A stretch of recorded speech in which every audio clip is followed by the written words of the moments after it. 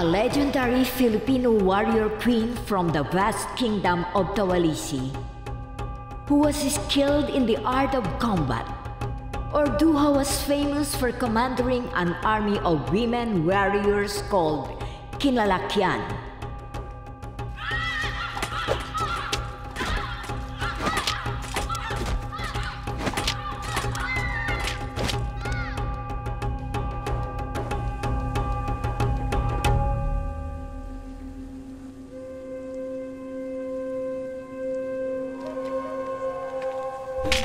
Tumitibok ang iyong kasing-kasing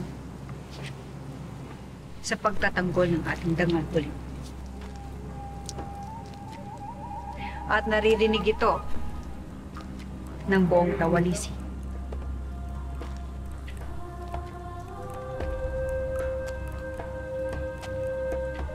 Nais ko po maging mandirigma, kamahalan. Nais ko po magsanay at ihandog ang aking buhay para sa pakikipaglaban. At masusunod ang iyong ibig ulit.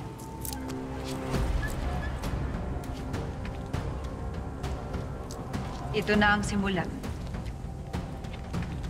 ng iyong pagsasanay.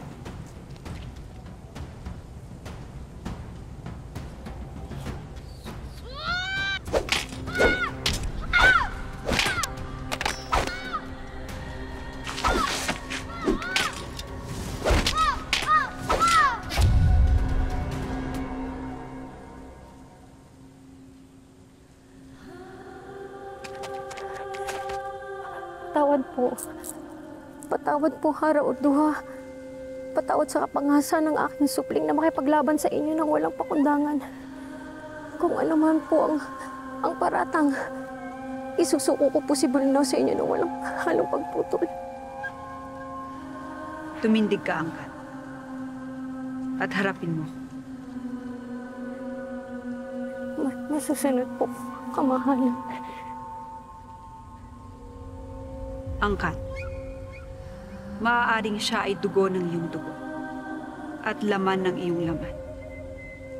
Ngunit kahit dinala mo siya sa iyong sinapupunan, hindi mo siya maaaring angkinin sapagkat siya ay may sariling buhay. Mapalad ka at may isa kang anak na inukit ang kanyang kaluluwa sa katapangan ng ating mga ninuno. Kaya kung nais niyang tumugon sa tawag ng pakikipaglaban, hayaan mong lilukin niya ang kanyang tadhana.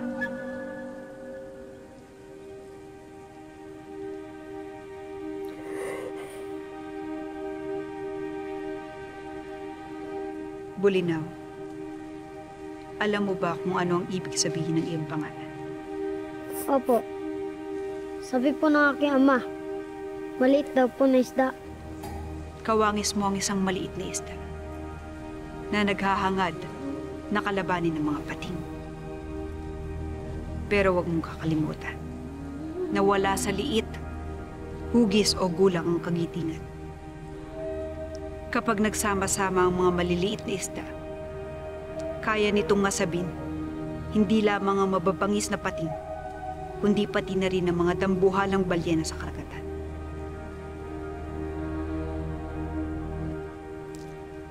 Mula sa araw na ito, hindi kailanman magmamaliw ang iyong katapangan. Gaano man kalakas ang ugong ng hangin at paghampas ng alon sa batuhan, papailan lang pa rin ang iyong pangalan, Bulinaw.